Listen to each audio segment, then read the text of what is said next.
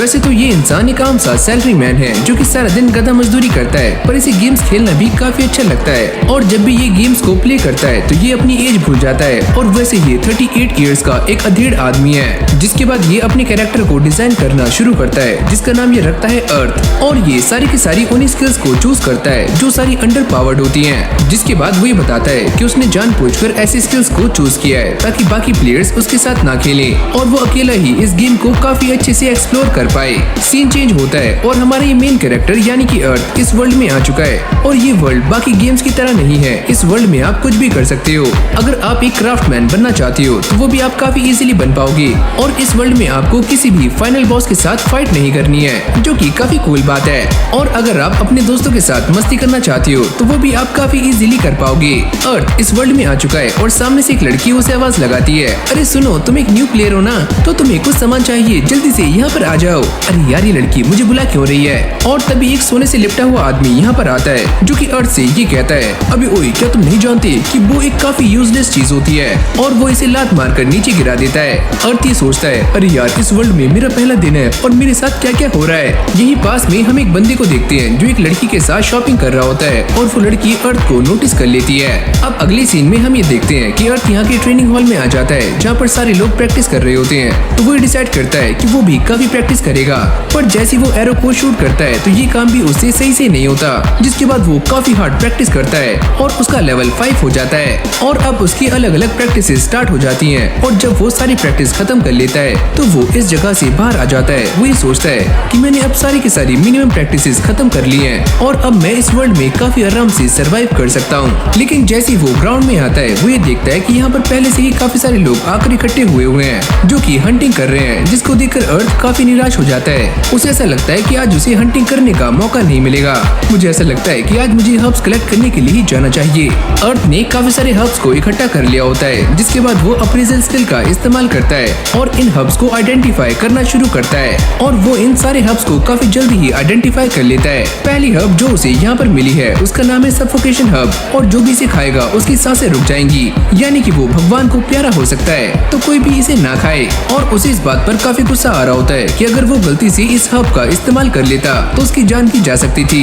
और इसीलिए वो इस गेम के डेवलपर पर काफी गुस्सा कर रहा होता है। जिसके बाद वो एक दुकान में आ जाता है जहाँ पर वो इन हर्ब्स का इस्तेमाल करके एक बेसिक सा हीलिंग पोशन बना लेता है। वो ये कहता है कि इस वर्ल्ड में क्राफ्टिंग करना काफी आसान है। जिसके बाद वो यहाँ पर काफी सारे पॉइजन के एंटीडोट्स बनाता है और इससे उसकी स्किल लेवल 7 की हो जाती है। और जब ये सारा काम खत्म हो जाता है तो वो दोबारा से हंटिंग करने के लिए फील्ड पर आ जाता है। और इस समय यहाँ पर पहले के मुकाबले काफी कम लोग होते हैं, यानी कि अब अर्थ को मौका मिल सकता है। लेकिन तभी अचानक उसके सामने एक रैबिट मॉन्स्टर आ जाता है और अर्थ उसके ऊपर बो से अटैक करने वाला होता है। पर वो ये सोचता है कि पहला शॉट काफी इंपॉर्टेंट होता है। और जैसे वो सामने शूट करता है तो ये रैबिट उससे बच जाता है और अब वो अर्थ पर अटैक करने वाला होता है। पर अर्थ उसके एक जोरदार लात मारता है जिससे उसकी एचपी काफी हद तक कम हो जाती है। और अगली ही लात में वो उसे पूरी तरह से खत्म कर देता है और ड्रॉप में उसे काफी सारा सामान मिल जाता है। और तभी वो दो लोग यहाँ पर आ जाते हैं जिन्हें हमने पहले मार्केट में देखा था।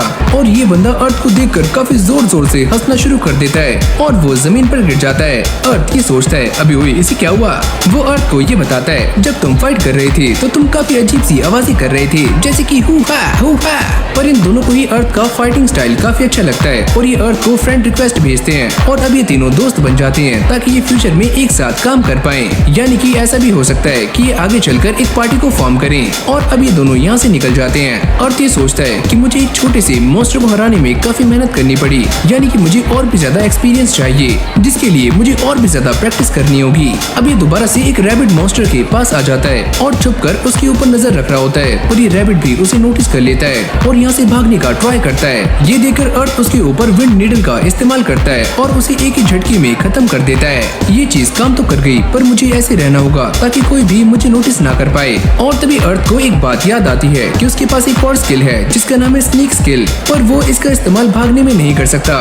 लेकिन अगर वो स्नीक स्किल को बो के साथ मिला दे तो ये काम कर सकती है। पर उसे गेम खेलते खेलते काफी रात हो जाती है, जिसके बाद वो अपने वीआर को बाहर निकाल देता है और सोने के लिए चला जाता है। अब अगली सुबह हम ये देखते हैं कि अर्थ दोबारा से इस गेम में आ चुका है और वो एक सुनसान सी गली में आता है और कुकिंग करना शुरू करता है। पर जैसे वो अपने इस बनाए हुए खाने को चखता है तो उसका दांत टूट जाता है और वो चेक करता है कि इस खाने में आखिरकार क्या कमी है और वो इसे दोबारा से बनाना शुरू करता है। और इस बार ये खाना इतना इतना ज्यादा अच्छा बन रहा होता है कि इसकी खुशबू पूरे टाउन में फैलनी शुरू हो जाती है और सारे लोग इस बात से काफी हैरान होते हैं क्योंकि उन्होंने आज से पहले इतनी अच्छी खुशबू कभी भी नहीं सूंघी।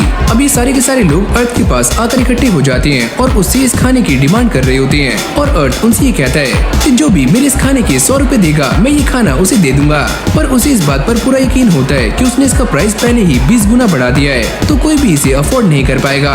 पर यहाँ पर ये सारा कुछ उल्टा पड़ जाता है, यानी कि ये सारे लोग अर्थ से खाने की डिमांड कर रहे होते हैं और पैसे देने के लिए भी रेडी हो जाते हैं और वो इन सभी के लिए खाना बनाने में लग जाता है जिससे उसकी कुकिंग स्किल भी लेवल 20 की हो जाती है, यानी कि अब वो इन सभी के लिए और भी ज्यादा फास्ट खाना बना सकता है। और वो ऐसे ही करता है। खाना बनाने के बाद वो यहाँ से कल्टी मार लेता है और अब वो एक बो को बनाना शुरू करता है और वो इसे खुद से ही बना रहा होता है क्योंकि इस वर्ल्ड में बो की डिमांड काफी कम है और इसके लिए उसे 3 वुडन स्टिक्स लगने वाली हैं। जैसे ये बो बनकर कंप्लीट हो जाती है तो अर्थ ही सोचता है अरे वाह ये तो काफी कमाल की है और इसका टैग भी लेवल 12 का है। और अब वो अपनी बाकी की स्किल्स को भी चेक करता है। वो ये देखता है कि उसका लेवल अप काफी अच्छे से हो चुका है। पर तभी उसे कुछ याद आता है और वो भागते हुए एक वेंडिंग मशीन के सामने आ जाता है। वो ये सोचता है कि मैंने अपने सारे पैसे अपने आर्मर पर लगा दिए और अब मेरे पास काफी कमी पैसे बचे हुए हैं। वो अपने सारे सामान को इस वेंडिंग मशीन में रख देता है और साथ में बनाए हुए पोशंस को भी और वो दोबारा से हंटिंग करने के लिए फील्ड में आ जाता है और वो अपनी स्नीक स्किल का इस्तेमाल करते हुए एक वोल्फ के सामने आ जाता है और उसे काफी आराम से खत्म कर देता है। ऐसे ही करते करते वो बहुत सारे मॉन्स्टर्स को खत्म कर देता है और इससे उसकी किक स्किल और मैजिक स्किल दोनों ही डेवलप हो जाती हैं। अर्थ के एरोस खत्म हो चुके हैं जिसके बाद वो दोबारा से वेंडिंग मशीन के सामने आ जाता है। वो ये देखता है कि उसका काफी सारा सामान बिक चुका है जिससे वो काफी खुश है। पर तभी अर्थ ये देखता है कि टाउन में काफी सारे लोग ऐसे हैं जो कि घायल हो चुके हैं और वो पोशंस की डिमांड कर रहे हैं और उसे इस बात से काफी ज्यादा हैरानी होती है कि वो लोग एनपीसी से भी पोशंस मांग सकते हैं। जिसके बाद वो ज़ोई से कनेक्ट करता है और वो उसे ये बताता है कि एनपीसीज के पास भी सारे पोशंस खत्म हो चुके हैं। अर्थ ये कहता है अरे यार ये तो काफी बुरा हुआ।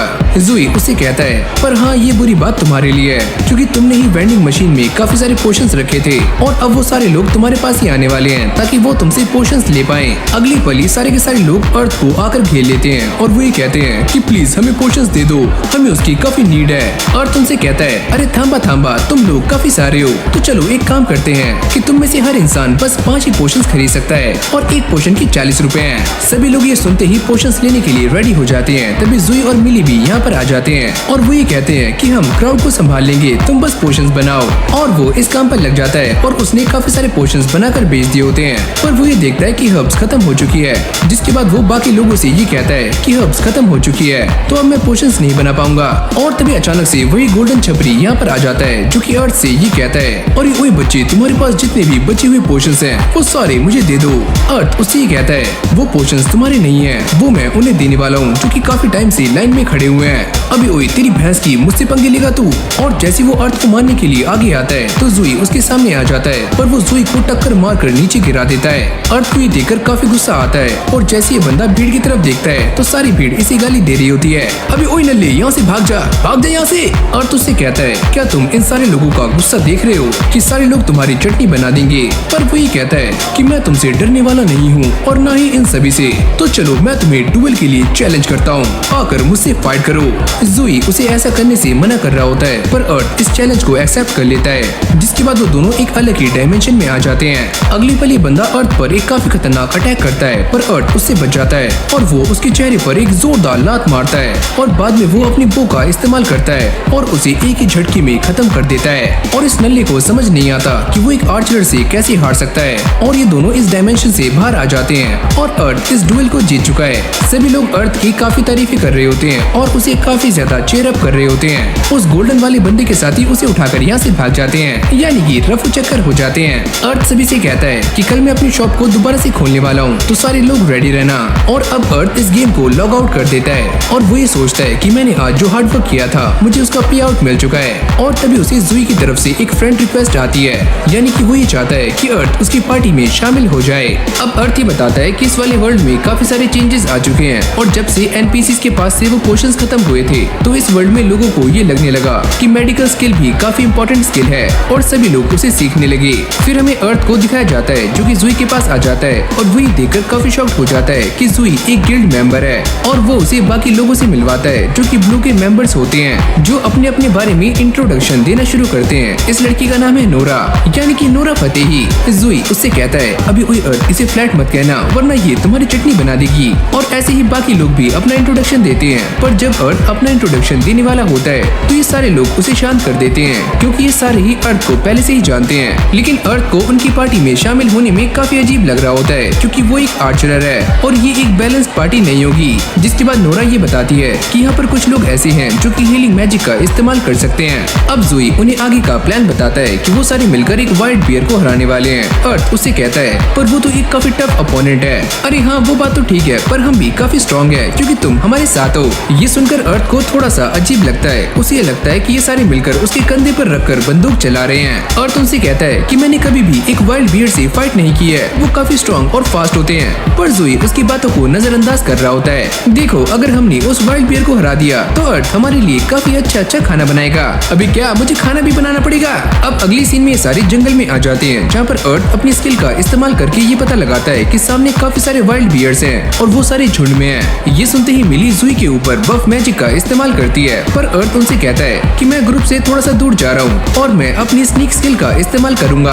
अब जैसे एक वाइल्ड बियर अर्थ पर अटैक करता है तभी अचानक से रेज उसके सामने आ जाता है और वो उसे बचा लेता है। अर्थ ये बताता है कि मॉन्स्टर्स के पास एक स्किल होती है जिससे ये पता लगता है कि वो किस इंसान पर गुस्सा है, मगर रेज के पास डिफेंस स्किल है तो वो उनका ध्यान अपनी तरफ आकर्षित कर सकता है जिससे हम काफी आसानी से बच सकते हैं। अब ये वाला बियर रेज के ऊपर एक के बाद एक ताबड़तोड़ अटैक्स करना शुरू करता है जिससे उसकी काफी एनर्जी ड्रॉप हो जाती है, पर मिली उसे दोबारा से हील कर देती है और ये सारे लोग भी फाइट करने के लिए रेडी हो जाते हैं। काज़ामी ने इस बियर को हराने का ट्राई करता है पर इससे भी इस बियर को कुछ भी नहीं होता।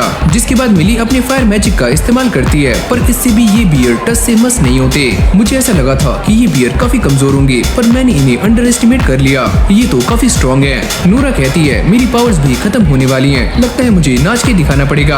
अर्थ उस बियर का वीक स्पॉट ढूंढता है और अपनी बो से उसके ऊपर अटैक कर देता है पर इससे भी उस बियर को कुछ भी नहीं होता, उल्टा वो काफी गुस्से में आ जाता है। अर्थ ये सोचता है पर ये हरा क्यों नहीं, मैंने तो इसके वीक पॉइंट पर अटैक किया था।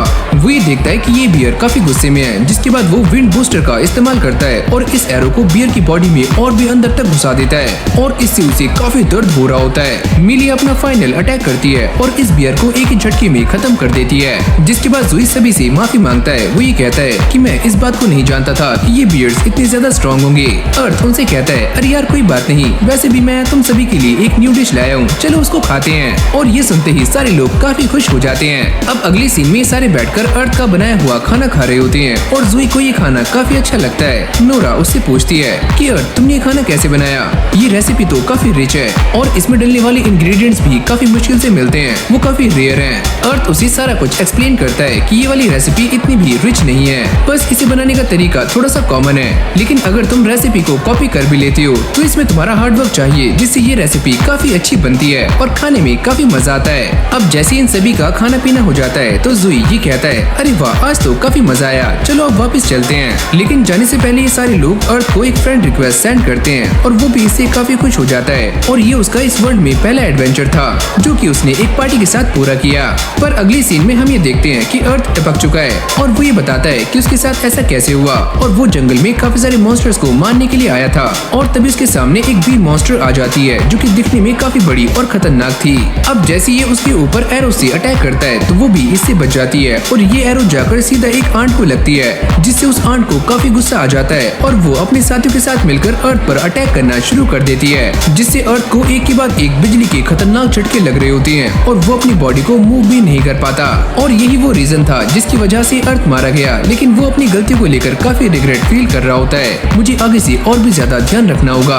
और तभी उसके सामने एक स्क्रीन पॉपअप होती है और उसे ये पता लगता है कि इस गेम का पहला अपडेट आने वाला है जिसका नाम है द फेरी बॉल और इसके अंदर एक फेरी देखने को मिलेगी और साथ में काफी सारी न्यू स्किल्स भी अनलॉक होने वाली हैं। और हाँ, ये फेरी बॉल नहीं है, ये है the ferry brawl. Scene change होता है और अर्थ एक ब्लैक स्मिथ बन चुका है और उसके पास दो तरह के आयरन्स हैं, पहला वो जो कि पियर्सिंग के काम आता है और दूसरा वो जिससे वेपन्स बनाए जाते हैं। ये उन आंट से बचने के लिए अलग अलग तरह के वेपन्स को बनाना शुरू करता है, लेकिन बनाने से पहले वो ये सोचता है कि जंगल में ऐसे काफी सारे मॉन्स्टर्स हो सकते हैं जो कि किक अटैक को रिफ्लेक्ट कर सकते हैं, तो इसलिए वो कुछ ऐसे शूज बनाता है जिसके अंदर काफी सारी कीलें लगी होती हैं और साथ में साइड में ब्लेड्स भी। तभी एक ब्लैक स्मिथ उससे पूछता है अरे अर्थ